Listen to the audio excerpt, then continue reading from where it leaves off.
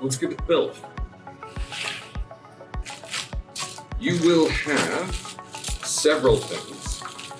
And because this is a slightly more complex build, we are going to create parts and then assemble those parts together. To begin with, we are going to null our parts, that is, just lay them out nicely so that we know what it is that we're looking at. Importantly, some of your blocks will be perfectly solid, and there should be at least 2 of them that have a hole through the center. These are going to wind up being used differently, specifically to make this hinge right here. And so when you are building, make sure that you take the 2 that have holes in them and you set those aside, and you know exactly where it is that they wind up going, because they need to appear here for this zip tie to go through to create a loose hinge so that you can get nice movement up and down. All right, you'll also have a piece of tubing and then 2 zip ties and an assortment of popsicle sticks. Great. Looking at this one, we see that we have a base, just something for it to sit upon. We have the upright portion here, and then we have this portion, the actual moving bit. The upright is both to support it and give something for this part of the construction to be taped to. The arm portion is separate except for being connected by a zip tie. So we have 1, 2, 3, 4 parts. We're going to build each of those separately and then combine them. This is often a project that is done in actual construction where you carefully make each of the parts that you're going to use, then only once all of those are done do you bring them together into the final assembly. You do this for a couple of reasons. First, because it breaks the problem down into separate, more manageable tasks. And secondly, because if you mess up on building the base or the boom arm, you don't want to have to rebuild the entire thing with all new parts. It's much better to just rebuild or fix that particular piece, later put it into the assembly. The other interesting part of this is at scale, you can build fenders for a car in one state and brake pads in another state. And the people who build those don't need to know anything about one another, and they just need to know the statistics. Again, the difference between just screwing around and doing science is writing down the results. So when you have scales on things, it's easier to transmit that data through both time and space. So you can have a single engineer think up how a thing works, have the screws made in one location and all of the metal bits with the hole pattern that the screws are going to go into made in another location, bring them together in some third location, and they all work together. This idea of breaking down a problem into more manageable tasks has many benefits. We're just going to start doing that because it's usually a good way about building things. Let's do this one first. We're going to start by building the base. You'll notice that as I was talking, I just laid out what I expect the base to look like. The reason for that, and I've talked about this in past videos, the brushbot video definitely, what I'm doing is dry fitting. Now, this is a simple construction, and so it's not absolutely essential, but it's still useful to have an idea of what it is that's going to happen by putting them together, making sure everything fits and is of the right length and none of your pieces are already broken, stuff like that. Your glue gun, which there will have been a message at the bottom of the screen at the beginning of the video to plug this in a while ago, which luckily I did. Take your cool glue gun and just add a dot of glue, ends of 2 sticks.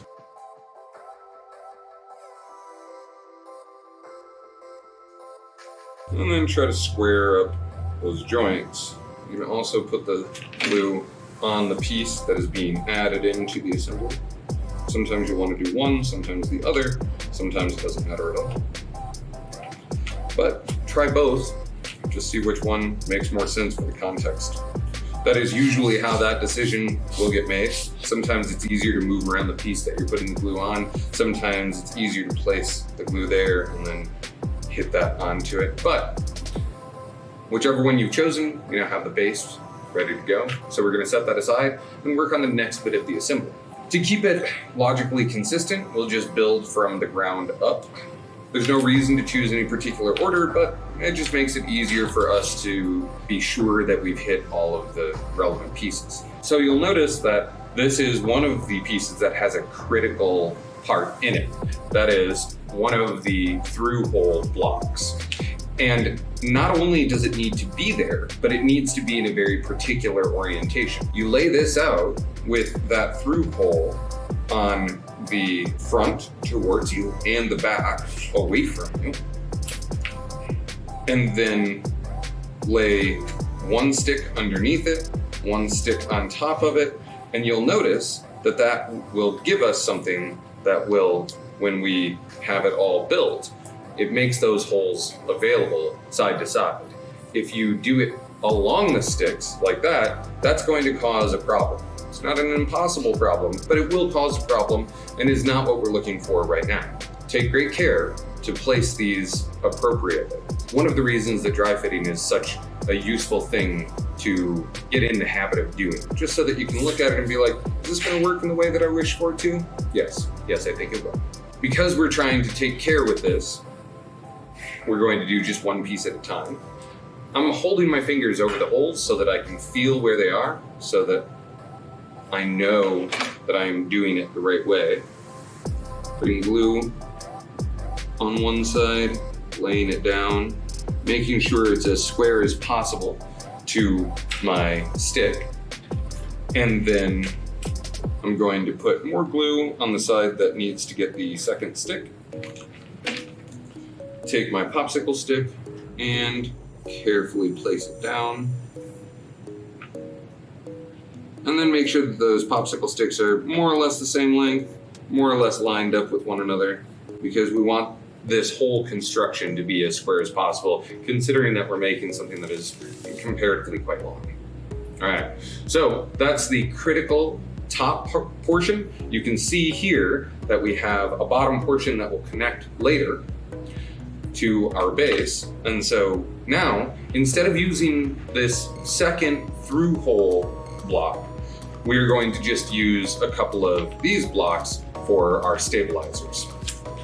And then 2 more popsicle sticks. This you can do in a couple of different orders. It is up to you how you construct it. What I'm going to do is, I think I'm gonna pop this in like that, squeeze it down, and then add these on the outside. And then take another of these, pop it in, squeeze it down, and that will create the construction that I'm looking for. Now that I look at it though, as I'm dry fitting here, I see that doing this kind of pulls it in, which off balances it. So I think I might prefer to instead make this piece and then attach this piece inside of this piece, because at least that doesn't narrow in this part of the upright. So yeah, I'm gonna do it that way.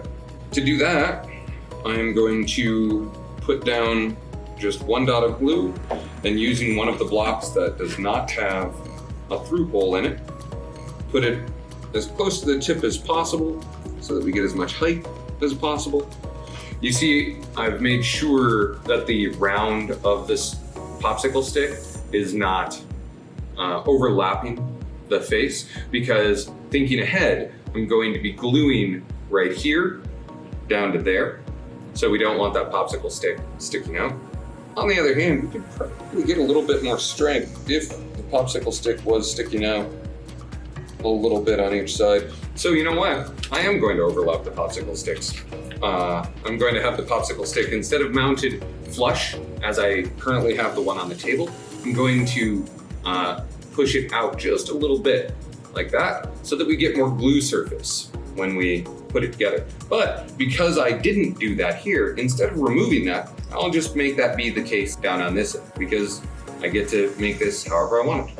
Something has to get glued on two sides at once. What I'm gonna do is break apart this piece. This piece is only half of the vertical, and the vertical is only 1/4 of the full thing. But again, I'm going to break this piece apart. I have that done. I'm going to put these two together in the way I exactly want them to be, and then put it together with that. This deconstruction of the problem into smaller pieces is something that you can just continue doing. Will make your life easier and much more accurate. I'm gonna put some glue on the block. Here, it makes sense to put it on the block, not on the stick, because I don't know exactly where I want this on the stick, but I do know that it's going to have to be connected to the block. So I put the glue on the block and then put the block onto the stick, wherever it is that I want it. Now comes time to put these together. We can put this one flush here, and then this one will be overlapping in the same way that the one that is currently glued to it is overlapping. If things are similar to one another, you can use that as a reference point to build what you intend to build. It makes the most sense to put glue on both block faces so that I can set one and then by extension know that the other one is more or less in the right place, and then finagle it a little bit. So I have one end that is overlapped a little bit. That is going to go down so that I have glue surfaces that will glue it more tightly to my base. And then this one is not overlapped because it doesn't need to be, and we want it to be as tall as possible. And all it needs to do now is fit in there. So again, I am dry fitting just to see what's up here, what's going on, and where it makes sense to add the glue. I think it makes sense to add the glue on these two faces and then spread this open and let it clamp down. And the straighter, more square you can make these things, the easier it will be to build it together with other pieces that are made with the same principles in mind. We now have the base and the upright. Let's build the boom arm, and then we'll build the actual compression system. The boom arm will be made of 2 popsicle sticks and your last 2 blocks. Remember that the block with a hole through it, super important for this hinge later in the process. And so again, when we glue that down, hold that so that the holes are covered by your fingers so you cannot possibly put glue on them. And then make sure that the holes are sticking out side to side compared to your popsicle stick and not along the popsicle stick. The other end, not nearly as critical. It's important to get it close to the end so that the construction just looks self-similar. That's an important part when you're building anything, especially if you're going to give it to somebody or you want it to be a gift of some sort, or you want to sell the thing that you make. Humans just like things that have some symmetry to them. So I'm going to add popsicle stick on top here, making sure it's well centered, both along its width this way and along its length this way. And now I have a boom arm. Set that aside. Now we are going to build the compression system. The way this works is that there's some volume of air between this plunger, and that volume should be enough to get a fair amount of movement so that we can see it happening, so that it can do work. As we begin to build this, take one of your syringes and open it up all the way, and then make sure that the other one is closed. And then you take your tubing and you connect it to the tip of one, pressing it on, holding it as close as you can without squeezing the tube, because if you squeeze the tube and you're trying to put the tip of the syringe into the area that you're squeezing, it's just not gonna work. And then on the other end of the tube, holding it as close as you can so it doesn't wiggle too much, but kind of wiggling it, spinning it around, and then you get this connection. And already we can test that, make sure that it works, that we have good pressure relationships in the system, which we do. The last piece is this specialized piece that is intended for these kinds of projects. And you'll notice that on the bottom, one side is solid and the other has an opening. That opening is exactly fit to slip over the top of the plunger. And then there's a little slice in it right here, and that is to go around one of the crossbars. Now we have that.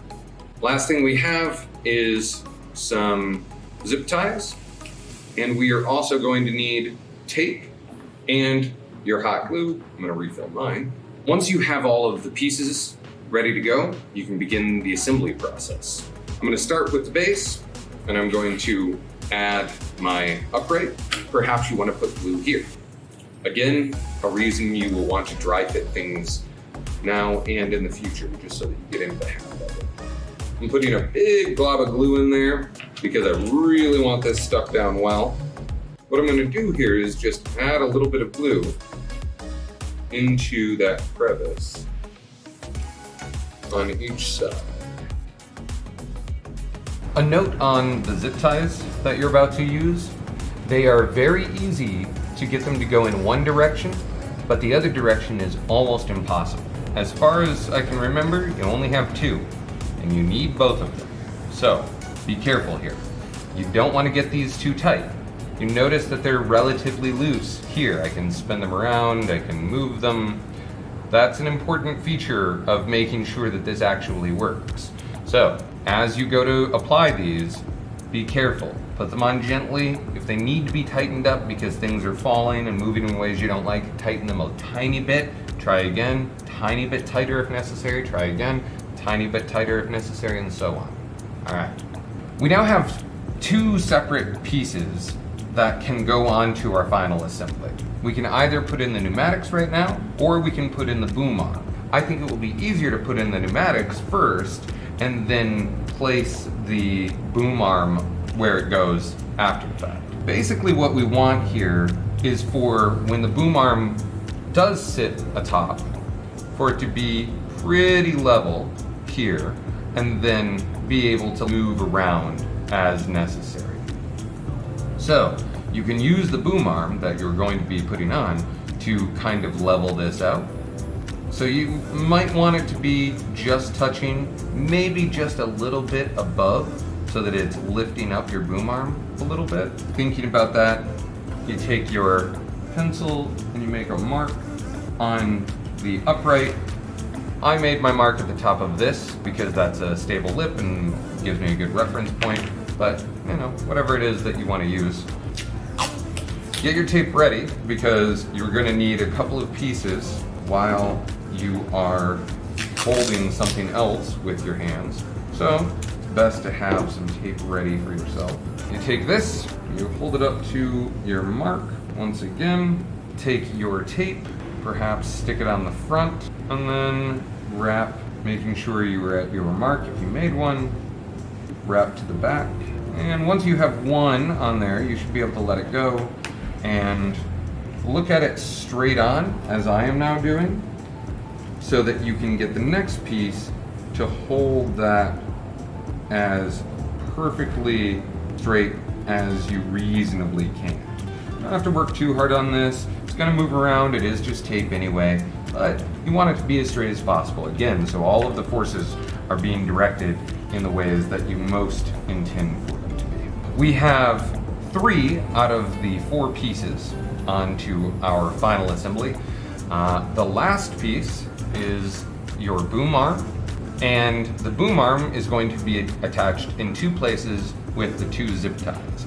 One is going to be the block with the hole in the center, and the other is going to be this blue plastic piece around the bottom of the boom arm. If for some reason your block with the hole in the center is either in a different position than you had intended for it to be, or is flipped in a direction that you don't want it to be, now is the last time you have to correct that.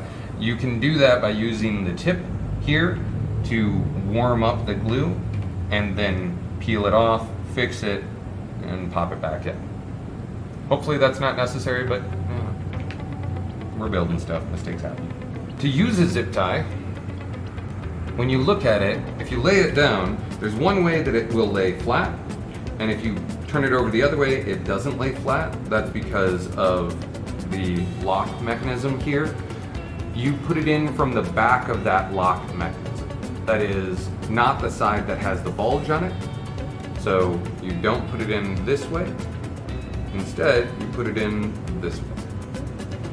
Knowing that it has to loop around and go through that, first you put it through one of the holes, the bulge pointing down, and then you can just slide on the other one and use that to flip it over and get to a good position that you can insert the tab into the hole necessary. Release that so that you can see kind of how tight it is, and then just tighten it up until it starts clicking.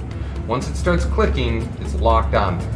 You can make it smaller, but never can you make it larger. We want it to be a pretty decent hinge so it can't slide off the side, but also is loose enough that it allows full range of movement. So just tighten it up to the point that keeps it from easily sliding off side to side, and then keep testing and making sure that this motion isn't getting too tight. I'm gonna leave it there for now. I might tighten it up here in a bit, I might not.